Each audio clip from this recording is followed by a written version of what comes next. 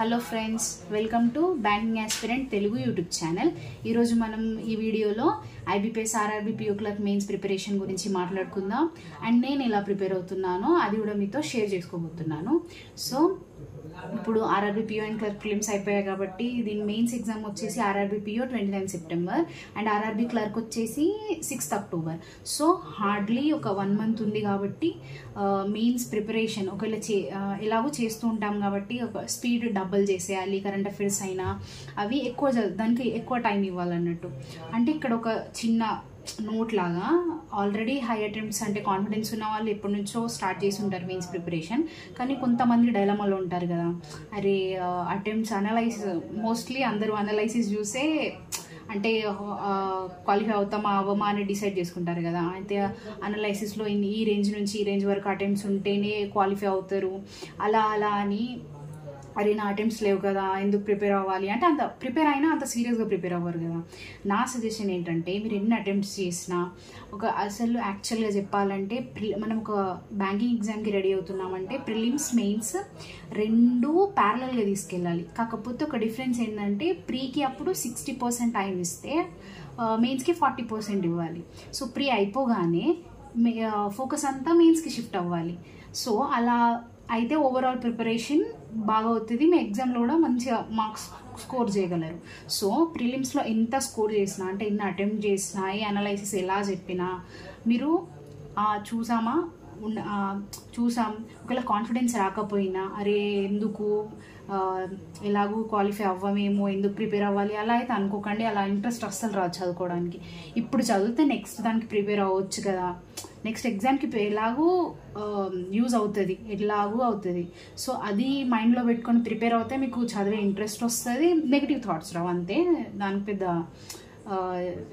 ఆలోచించాల్సిన పని లేదు. సో మీరు ప్రిపరేషన్ స్టార్ట్ చేయండి. ముందు నుంచి చేసే వాళ్ళైతే double the speed and focus on your studies, వేరే ఏం ఆలోచించకండి. సో ఇప్పుడు ఇవి మనం RRB PO clerk exam pattern ఏంటి, ఎన్ని క్వశ్చన్స్, ఎన్ని మార్క్స్, ఎలా ప్రిపేర్, ఏ సబ్జెక్ట్లో ఏమేమి క్వశ్చన్స్ వస్తాయి, ఏమేమి యాడ్ అవుతాయి కొత్తగా, ఎలా ప్రిపేర్ అవ్వాలి అవి చూద్దాం. సో ఈసారి సెక్షనల్ టైమింగ్ ఇంట్రడ్యూస్ అయింది ఆర్ఆర్బీ పియూలో.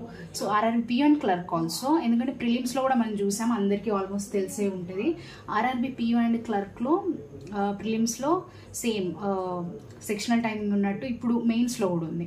సో రీజనింగ్కి 30 minutes, కంప్యూటర్కి 15, జనరల్ అవేర్నెస్కి 15, ఇంగ్లీష్కి 30 minutes, క్వాంట్కి 30 minutes. సో ఇప్పుడు రీజనింగ్కి 40 క్వశ్చన్స్లో 50, క్వాంట్స్ 40 questions 50 marks. సో మొత్తం ఓవరాల్ చూసుకుంటే 200 questions 200 marks, 2 hours exam. So sectional timing ఉంది. సో ఇక్కడ ఇంక్లూడ్ కొత్తగా అయింది ఏంటంటే జస్ట్ సెక్షనల్ టైమింగ్. ఇప్పుడు జస్ట్ సెక్షనల్ టైమింగ్గా తీసుకుంటేనే మీరు ఎగ్జామ్లో ఎక్కువ స్కోర్ చేయగలరు. లేకపోతే అరే సెక్షనల్ టైమింగ్ వచ్చిందే ఎలా అని చూసుకుంటే చేయలేం. ఇది ఏం కొత్త కాదు కదా. అంటే ఐబీపీఎస్ క్లర్క్, ఐబీపీఎస్ పిఓలో ఆల్రెడీ సెక్షనల్ టైమింగ్ ఉంటుంది కాబట్టి దాన్ని ఒక బేస్లా తీసుకొని ప్రిపేర్ అయితే it will be easy for you. So first మనం ఈ సబ్జెక్ట్స్లో ఏమేమి వస్తాయో అన్నీ చూద్దాం. రీజనింగ్లో అందరికీ తెలిసిందే. సో పజిల్స్, సీటింగ్ అరేంజ్మెంట్ వస్తాయి. దెన్ నెక్స్ట్ మిస్లీనియస్లో ఏమేమి టాపిక్స్ అంటే వేరియేషన్ ఉండొచ్చు, కానీ ఎక్కువ వచ్చేవి distance and directions, blood relations. ఈ డిస్టెన్స్ అండ్ డైరెక్షన్స్లో కూడా కోడెడ్లా వస్తాయి. నార్మల్గా ప్రిలిమ్స్లో ఇలా ఏ అనేది 2 meter నార్త్ ఉంది, వెస్ట్ ఉంది అలా అన్నట్టు డైరెక్ట్ క్వశ్చన్స్ అయితే ఉండవు. ఎందుకంటే ఆబ్వియస్లీ మెయిన్స్ కాబట్టి కొంచెం ట్రిక్కీగా ఉంటాయి, కోడెడ్ ఉంటాయి. డిస్టెన్స్ అనే బ్లడ్ రిలేషన్ కూడా కోడెడ్ వస్తాయి, చైనీస్ కోడింగ్ కూడా కోడెడ్ వస్తుంది, ఇన్ఈక్వాలిటీ కూడా కోడెడ్ వస్తుంది. అన్నీ కొంచెం అదే ప్రీలో ఉన్న సిలబస్, కాకపోతే కొంచెం ఎక్కువ ఒక లెవెల్ అప్ అయి ఉండి మెయిన్స్లో వస్తాయి. సో మిస్లేనియస్లో ఇది క్రిటికల్ రీజనింగ్. సో క్రిటికల్ రీజనింగ్లో ఒక చిన్న నోట్ గైస్, ఇప్పుడు ఇందులో క్రిటికల్ రీజనింగ్లో cause effect, statement arguments, statement and course of action, ఇవి ఇలాంటి టాపిక్స్ అవుతాయి. ఇవి మోస్ట్లీ రీడింగ్ బేస్డ్, మనం ప్రాక్టీస్ చేస్తూ ఉండాలి. సో నోట్ ఏంటంటే, మీరు ముందు నుంచి అంటే బ్యాంకింగ్ ప్రిపరేషన్ స్టార్ట్ చేసినప్పటి నుంచి కాకపోయినా కొంచెం ముందు నుంచి కాజ్ ఏంటంటే మెయిన్స్ సిలబస్ చదివేటప్పుడు, మెయిన్స్కి ప్రిపేర్ అయ్యేటప్పుడు ఇవి ముందు నుంచి చేస్తుంటే ప్రాబ్లం లేదు. ఇప్పుడు ఇంకా పాలిష్ చేసి ఫినిష్ చేస్తే మీరు మార్క్స్ దీన్ని అటెంప్ట్ చేయగలరు. కాకపోతే ఇప్పుడు ఫ్రెష్గా అదే మెయిన్స్ వచ్చింది, మెయిన్స్లో టాపిక్స్ ఉంటాయి అని ఇప్పుడే తెలిసి ఇప్పుడే మెయిన్స్ ఒక 1 month మెయిన్స్ పెట్టుకొని ఇవి ప్రాక్టీస్ చేస్తే మీరు ఎగ్జామ్లో అటెంప్ట్ చేయాలనుకుంటే ఇది డెఫినెట్గా కాకపోయినా మీరు అంత 100% అక్యూరసీతో ఆన్సర్ చేయలేరేమో అని నేను అనుకుంటున్నా. సో ఇప్పుడు ఫ్రెష్గా అటెంప్ట్ చేసే వాళ్ళైతే ఇవి చేయకండి. ముందు నుంచి ప్రిపేర్ అవుతున్నాం, మంచిగా ప్రాక్టీస్ ఉంది, గ్రిప్ ఉంది అంటే వాళ్ళకేం ప్రాబ్లం లేదు. సో యాక్చువల్లీ ఇది ప్లస్ పాయింట్, వాళ్ళకి మార్క్స్ ఇంకా గెయిన్ అవుతాయి. నా టైంకి వచ్చేసరికి అయితే నేను cause and effect, critical reasoning అసలు టచ్ చేయను. ఎందుకంటే నేను ఇవి ప్రిపేర్ అవ్వను. అంటే దీని అక్యూరసీ ఎలా అంటే అరే రైట్ అవుతావో అవ్వవో ఇలాంటి ఒక డైలమా ఉంటుంది అన్నట్టు, అరే అవుతాయో అవ్వదేవో అని. దీని మీద టైం వేస్ట్ చేసే బదులు నాకు అనిపిస్తుంది అలా. సో ఇది మై పర్సనల్ ఒపీనియన్. కొందరికి మార్క్స్ గెయిన్ చేయాలనుకుంటే ఇవి చాలామంది ఇవి కూడా అటెంప్ట్ చేస్తారు. So up to you guys. మీరు ముందు నుంచి చేస్తూ వస్తుంటే చేసేయండి, లేకపోతే ఇప్పుడు 1 monthలో అంటే ఇవి ఎంటైర్లీ స్కిప్ చేసేయండి, టైం వేస్ట్ అవుతుంది దీంతో. సిలాగ్జమ్ సేమ్ కోడెడ్ వస్తాయి, రివర్స్ వస్తాయి. మషిన్ ఇన్పుట్ డెఫినెట్గా వస్తుంది. మెయిన్స్ అంటేనే మషిన్ ఇన్పుట్, మీరు చాలా ప్రాక్టీస్ చేయాలి దీన్ని. ఎందుకంటే ఇవి చాలా ట్రై చేస్తే కానీ ఎగ్జామ్లో క్లిక్ అవ్వవు. ఒకవేళ ట్రై చేసినా క్లిక్ అవుతాయి అనేది గ్యారంటీ అయితే లేదు. ఒక 1 to 2 minutes చూడండి, వచ్చినట్టయితే చేసేయండి.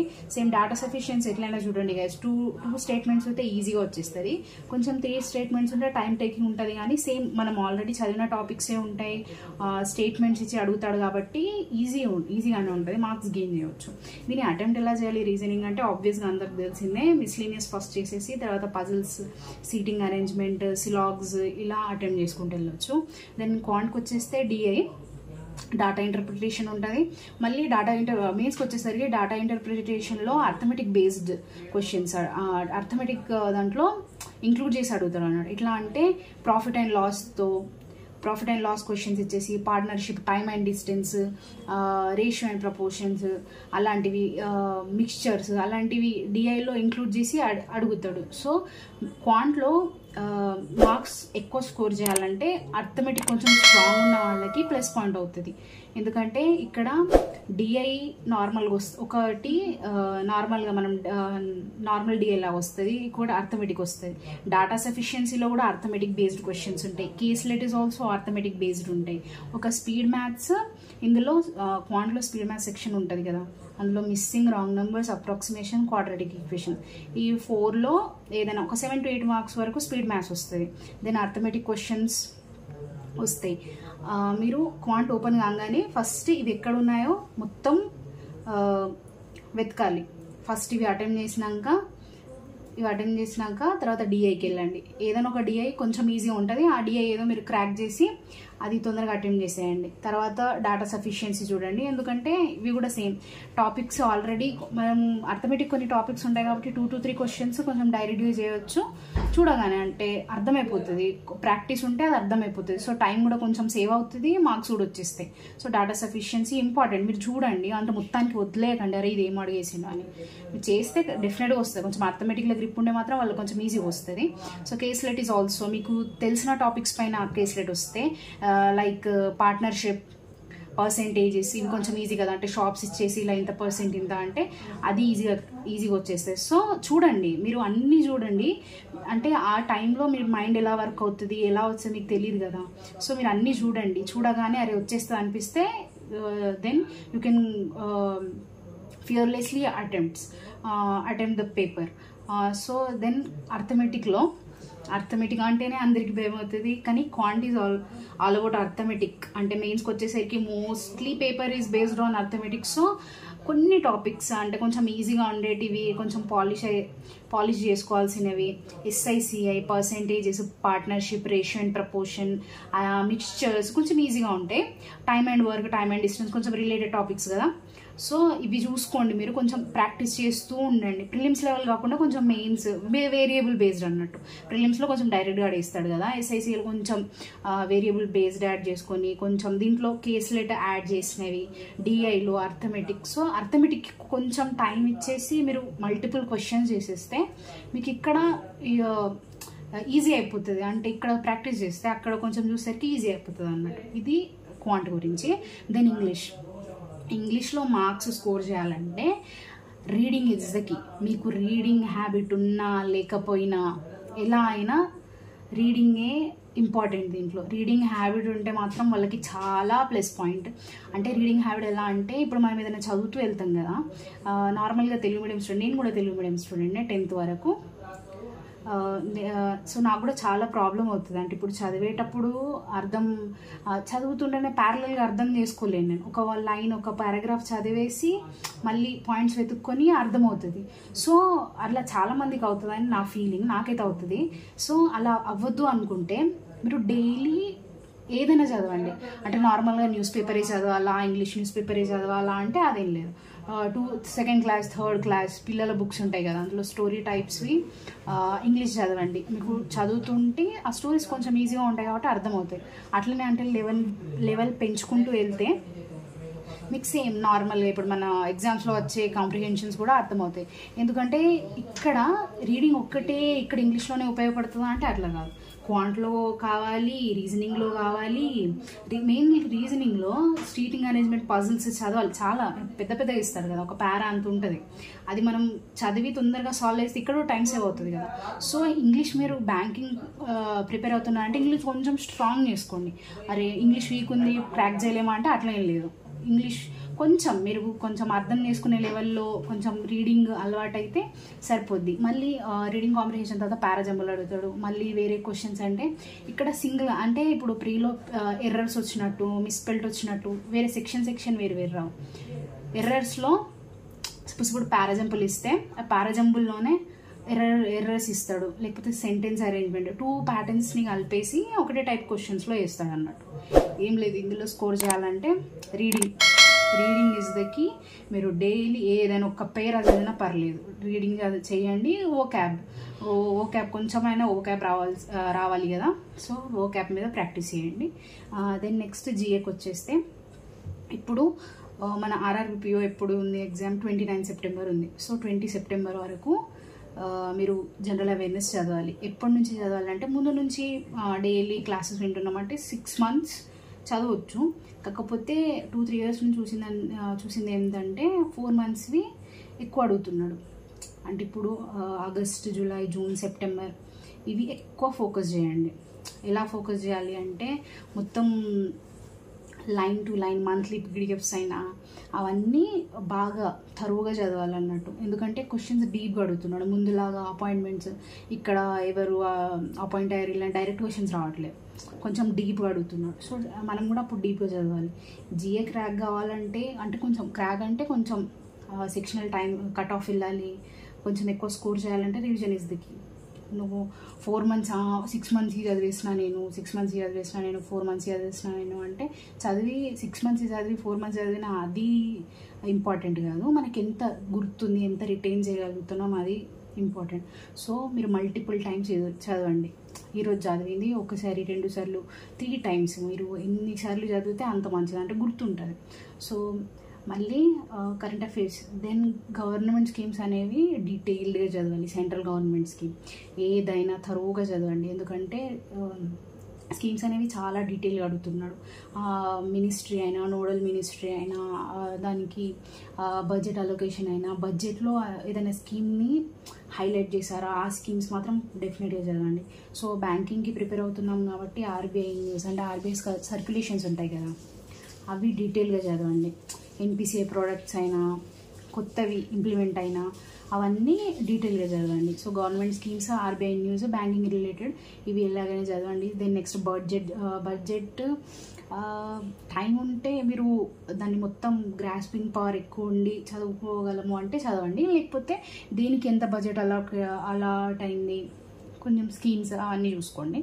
రివిజన్ మాత్రం తప్పకుండా చేయండి గైస్, ఇది మీకు చాలా హెల్ప్ అవుతుంది, ఇది చేయండి. దెన్ నెక్స్ట్ కంప్యూటర్కి వచ్చేస్తే, కంప్యూటర్ ఎప్పుడు చదవాలి అంటే, నార్మల్గా కంప్యూటర్ అందరికీ టచ్లోనే ఉంటుంది కదా, కంప్యూటర్ టచ్లో ఉంటుంది కాబట్టి మీరు రిజల్ట్ వచ్చినాక ప్రాక్టీస్ చేసినా పర్లేదు, కానీ మొత్తానికి ఇగ్నోర్ కూడా చేయాలి. ఎందుకంటే సెక్షనల్ కట్ ఆఫ్ ఉంటుంది కాబట్టి కంప్యూటర్ కూడా కట్ ఆఫ్ ఉంటుంది కదా, సో అది క్లియర్ చేయాలి. కాబట్టి ఇప్పుడు నుంచి ఒక వీకెండ్స్కి 2 hours ఇట్లా పెట్టుకోండి. అడిగినవి కూడా మొత్తం ఎక్కువ డిఫికల్ట్ ఏం అడగడు. Shortcut keys, MS office, AI, ChatGPT, term related terms ఉంటాయి కదా ఇప్పుడు కరెంట్లో ఏమున్నాయి అవి అబ్రివేషన్స్ అడుగుతాడు పక్కా. ప్రీవియస్ ఇయర్ పేపర్స్ని అనలైజ్ చేయండి, అంటే వాటిలో వచ్చే క్వశ్చన్సే రిపీట్ అవుతాయి, ఒక 2-3 అయినా రిపీట్ అవుతాయి. So previous year papers, short cut keys, MS office ఇవి చదవండి. సో ఇది ఎప్పుడు చదవాలి అంటే మీకు టైం ఉంటే వీకెండ్లో ఒక 2 hours చదవండి. రిజల్ట్ వచ్చినాక డెఫినెట్గా చదవండి. రిజల్ట్ మీకు పాజిటివ్ వస్తే కంప్యూటర్కి టైం ఇవ్వండి. సో ఇది మొత్తం ఐబీపీఎస్ ఆర్ఆర్బీపీఓ క్లర్క్ మెయిన్స్ది. మీరు ఎలా చదవాలి, ఎలా చేయాలి. సో దీనికి ప్యారలల్గా ఐబీపీఎస్ క్లర్క్ మెయిన్స్ కూడా ఉంది. ఎందుకంటే మీరు చూడండి, ఆర్ఆర్బీ క్లర్క్ 6th Octoberకి ఉంది మెయిన్స్, ఐబీపీఎస్ క్లర్క్ 13 ఉంది. హార్డ్లీ 7 days గ్యాప్ ఉంది కాబట్టి సేమ్ మనము దీనికి ఎలా ప్రిపేర్ అవుతున్నామో దీనికి కూడా అలా ప్రిపేర్ అవ్వాలి. మరి దీనికి డిఫరెన్స్ అంటున్నారు వేరే అంటే అస్సలు కాదు, సేమ్ టు సేమ్ ఉంటుంది. కాకపోతే ఎగ్జామ్ ప్యాటర్న్ కొంచెం డిఫరెంట్ ఉంటుంది. అక్కడ ఆర్ఆర్బీపీఓ క్లర్క్లో కంప్యూటర్ వస్తుంది, ఇక్కడ కంప్యూటర్ ఉండదు. దెన్ మళ్ళీ సెక్షనల్ టైమింగ్ వేరే ఉంటుంది, మార్క్స్ వేరే ఉంటాయి. సో ఒకసారి చూసేద్దాం అసలు ఎట్లా ఉంటుంది అనేది. ఇందులో కూడా same reasoning, general awareness, English, quant ఉంటాయి. ఎక్సెప్ట్ ఇక్కడ కంప్యూటర్ ఉండదు అంతే. రీజనింగ్కి 50 questions 60 marks ఉంటాయి. 60 marks ఉంటే 45 minutes. General awareness 50 questions 50 marks 35 minutes. English 40 questions 40 marks 35 minutes. Quant 50 questions 50 marks 45 minutes. Total 190 questions 200 marks 160 minutes. అంటే ఓవరాల్ ఎగ్జామ్ 2 hours 40 minutes ఉంటుంది. So ఇక్కడ ఒక్కటి చిన్న చేంజ్ ఏంటంటే రీజనింగ్లో ఒక 2 years నుంచి సెక్షన్ 1 సెక్షన్ 2 అని రెండు ఇప్పుడు రీజనింగ్ సెక్షన్ ఓపెన్ అవ్వగానే సెక్షన్ 1 సెక్షన్ 2 అని 2 ఉంటాయి. ఒక సెక్షన్ 1లో ఏదో ఒక సెక్షన్లో 2 marks questions ఉంటాయి 10, 1 mark ఇంకో సెక్షన్లో 1 mark questions 40 ఉంటాయి. సో అందుకే ఇవి 60. సో 2 marks questions మీరు చేసేటప్పుడు, పేపర్ అటెంప్ట్ చేసేటప్పుడు 2 marks questions ఉన్నాయి కదా, చేసేస్తే 20 marks వచ్చేస్తాయి, చేసేద్దాం దీన్నే చేసేద్దాం అనేసి ఇలా ఉండకండి. ఒక 2 marks కాబట్టి ట్రికీ ఉండొచ్చు, మీరు ఆలోచించడానికి టైం ఎక్కువ పట్టొచ్చు. మీకు చూడగానే క్రాక్ అవుతే ఇది అటెంప్ట్ చేయండి, లేకపోతే ఇది మీకు ఎలా ప్రాక్టీస్ ఉంటే అలా చేయండి. సిలబస్ అంటారా సేమ్, మన అందరికి తెలిసిందే. ఆర్ఆర్బీపీఓ అండ్ క్లర్క్ లెవెల్ అంటే ఆర్ఆర్బీ క్లర్క్ కన్నా కొంచెం ఎక్కువ, ఆర్ఆర్బీపీఓ కన్నా కొంచెం తక్కువ, ఇన్ బిట్వీన్ ఉంటుంది అన్నట్టు. ఆర్ఆర్బీపీఓ అంత అంటే ఇట్లైనా పీఓ క్లర్క్ 2 different కదా, కాకపోతే ఆర్ఆర్బీ క్లర్క్ అంత ఈజీ కూడా ఉండదు. ఆర్ఆర్బీ క్లర్క్ కన్నా కొంచెం హై లెవెల్లో, ఆర్ఆర్బీపీఓ కన్నా కొంచెం ఇన్ బిట్వీన్ ఉంటుంది. క్వాంట్ ఈజ్ ఆల్సో సేమ్ మీరు డిఐ, కేస్లెట్, అర్థమెటిక్ ఇవన్నీ ప్రాక్టీస్ చేస్తూ ఉండండి. జిఎస్ సేమ్, మనం ఆర్ఆర్బీపీఓకి September 20 వరకు కవర్ చేస్తే సేమ్ ఆర్ఆర్బీ క్లర్క్కి అండ్ ఐబీపీఎస్ క్లర్క్కి ఇంక్లూడింగ్ సెప్టెంబర్ మొత్తం మంత్ కవర్ చేసేయండి. జిఏకి ఒకటే same, revision is the key. మనము ఎంత చదివితే ఎన్ని టైమ్స్ చదివితే అంత టైం గుర్తుంటుంది. ఎగ్జామ్ టైంలో ఈజీగా కొంచెం ఆప్షన్ చూడగానే క్లిక్ చేయవచ్చు. అంటే ఆప్షన్స్ కొన్ని ఎలా ఉంటాయంటే జిఏలో మనం చదివిందంతా క్వశ్చన్లో ఉంటుంది, మనకు తెలిసిందంతా ఆప్షన్స్లో మనకు తెలియంది ఉంటుంది. అప్పుడు అనిపిస్తుంది అరే ఇది నాకు వచ్చు కదా అయినా పెట్టలేదు, అదే ఒక్క క్వశ్చనే గుర్తొస్తూ ఉంటుంది. సో అలా అని తరువుగా చదవండి, ఏది చదివినా మంచి కంప్లీట్గా చదవండి, కంప్లీట్ న్యూస్ చదవండి. సో ఇదంతా సేమ్. ఇంగ్లీష్కి సేమ్ రీడింగ్ చేయండి, కాంప్రిహెన్షన్ వస్తుంది కాబట్టి. సో ఇంగ్లీష్కి సేమ్, దీనికి రివిజన్ ఈజ్ ద కీ అయితే దానికి reading is the key. So ఇవన్నీ చేస్తూ ఉండండి. నేను ఎలా చదువుతున్నానంటే చిన్న సింపుల్గా చెప్పేస్తా. జిఏ ఫస్ట్ మార్నింగ్ లేవగానే జిఏ ఎక్కడ చదువుతా అంటే అడ్డా 247లో యూట్యూబ్లో free 7 AM morning current affair class అవుతుంది, ఇది వింటా. Then next 8 AM Hindi editorial, English కొంచెం ఇంప్రూవ్ చేసుకోవడానికి ఇది. యూట్యూబ్లో అన్ని వీడియోస్ చూస్తూ వెళ్ళకండి, టైం వేస్ట్ అవుతుంది. సో ఏదైనా మీకు నచ్చినవి, మీకు ఎక్కడ వినాలనిపిస్తే అక్కడ ఒక కరెంట్ అఫేర్ క్లాస్ డైలీ వింటే మీకు కొంచెం ఈజీగా గుర్తుంటుంది, చదవడానికి తర్వాత రివైజ్ అవ్వడానికి హెల్ప్ అవుతుంది. కాబట్టి కరెంట్ అఫేర్ క్లాస్ ఒకటి. మీకు ఇంగ్లీష్ గ్రిప్ బాగుంటే చూడనవసరం లేదు, కాకపోతే చదువుకోండి. నార్మల్గా మీ సెల్ఫ్ అయినా ఏదైనా చదువుకోండి. సో నేను ఎడిటోరియల్ వింటా, మీరు ఏదైనా చేయండి. తర్వాత ఒక 2 to 3 hours యూట్యూబ్లో ఇస్తే చాలు. దెన్ సెల్ఫ్ స్టడీ మీద ఎక్కువ ఫోకస్ చేయండి. సెల్ఫ్ స్టడీ మనది మనము సాల్వ్ చేసేటప్పుడు, ఇప్పుడు యూట్యూబ్లో క్లాస్ చెప్పేటప్పుడు వాళ్ళు చేస్తుంటే వాళ్ళతో పాటు చేస్తుంటే మనకు వస్తుంది. కాకపోతే మనం ఒంటరిగా కూర్చున్నప్పుడు మనం సాల్వ్ చేసేటప్పుడు వస్తుందా రాదా అనేది ఇంపార్టెంట్. సో సెల్ఫ్ స్టడీ ఎక్కువ చేయండి. సో సెల్ఫ్ స్టడీలో రీజనింగ్కి 2 hours, క్వాంట్కి 2 hours. క్వాంట్ నాకు తెలుసు, నాది వీక్ క్వాంట్. సో నేను క్వాంట్కి ఎక్కువ టైం ఇస్తాను, 3 hours ఇట్లా క్వాంట్కి ఇస్తాను. సో ఇది ఎట్లా ప్రాక్టీస్ చేస్తున్నా అంటే రీజనింగ్ ఇప్పుడు సెక్షనల్ మార్క్స్ ఇస్తున్నా. ఎందుకంటే ఆర్ఆర్బీలో 30 minutes టైం బ్యారియర్ ఉంది కాబట్టి ఆ 30 minutesలో నా మైండ్ ఎలా వర్క్ అవుతుంది, ఇలా అటెంప్ట్ చేస్తున్నా అనేది అందుకే టెస్ట్ చేసుకోవడానికి ఇప్పుడైతే రీజనింగ్ క్వాంట్ సెక్షనల్ మార్క్స్ ఇస్తున్నా. మీరేం చేస్తున్నారో నాకు డెఫినెట్గా కామెంట్ చేయండి. మీరు ఎలా ప్రిపేర్ అవుతున్నారు, మీ స్ట్రాటజీస్ ఏంటి, మీరు ఎట్లయినా కామెంట్ చేయండి. సో ఆర్ఆర్బీ పిఓలో నా ఎగ్జామ్ 4 August 3rd shiftలో ఉన్నాయి. 56 attempts ఉన్నాయి. మేబీ ఈజ్ ఇనఫ్ అని నేను అనుకుంటున్నా క్వాలిఫై కావడానికి. మేబీ ఏమవుద్దో, కానీ ప్రిపరేషన్ అయితే ఎలాగో స్టార్ట్ చేయాలి కదా అనేసి స్టార్ట్ చేసి మీకు కూడా హెల్ప్ అవుతుంది అనేసి మీకు ఈ వీడియో షేర్ చేస్తున్నా. So 56 attempts. ఆర్ఆర్బీ క్లర్క్ ఏమో 10th August 2nd shiftలో ఉండే 65. డెఫినెట్గా చెప్పాలంటే 65 లో అటెంప్ట్స్ అనుకుంటున్నా. మేబీ అంటే ఆర్ఆర్బీ క్లర్క్ కదా, ఒక 70 అట్లా చేస్తుంటే బాగుండు అనిపించింది. కానీ నా షిఫ్ట్ ఎందుకో నాకు హార్డ్ అనిపించింది. అందరిలాగా అందరికీ వాళ్ళ షిఫ్ట్ వాళ్ళకి హార్డ్ అనిపిస్తుంది కదా, సేమ్ నాకు కూడా అలానే అనిపించింది. ఇది డౌట్, కానీ ఇది మేబీ వెళ్ళొచ్చు అనుకుంటున్నా. ఐబీపీఎస్ క్లర్క్ వచ్చేసి మళ్ళీ 24th August 3rd shift ఉండే exam. One of the difficult shift అనుకోవాలి. క్వాంట్ చాలా టఫ్ వచ్చింది. ఆ సింప్లిఫికేషన్ కూడా చాలా. ఇది మీకు డీటెయిల్డ్ అనాలిసిస్ కావాలంటే మన ఛానల్ బ్యాంకింగ్ ఆస్పిరెంట్ తెలుగులో దీన్ని వీడియో చేశాను, మీరు చూడండి. మీరు చూసి మీ కామెంట్స్, మీరు ఎన్ని అటెంప్ట్ చేశారు, ఏ డే షిఫ్ట్ మీకు ఎగ్జామ్ ఏ డే ఉండే, ఏ షిఫ్ట్ ఉండే, మీరు డెఫినెట్గా కామెంట్ చేయండి. సో ఇవి నా అటెంప్ట్స్. ఇవి అటెంప్ట్స్ ఎన్ని ఉన్నా దీంతో పర్లేదు, నేను ప్రిపేర్ అవుతూ ఉన్నా. సో మీరు కూడా ప్రిపేర్ అవ్వండి. ఎన్ని అటెంప్ట్స్ ఉన్నా ఇర్రెస్పెక్టివ్ ఆఫ్ అటెంప్ట్స్ మీరు ప్రాక్టీస్ చేస్తూ ఉండండి. ఎందుకంటే మీరు ప్రాక్టీస్ చేసింది ఇప్పుడు ఏమంటారు యూజ్లో లేకపోయినా నెక్స్ట్ ఫర్దర్ ఎగ్జామ్స్కి ఎలాగో ఉపయోగపడుతుంది కాబట్టి సో ప్రాక్టీస్ చేయండి.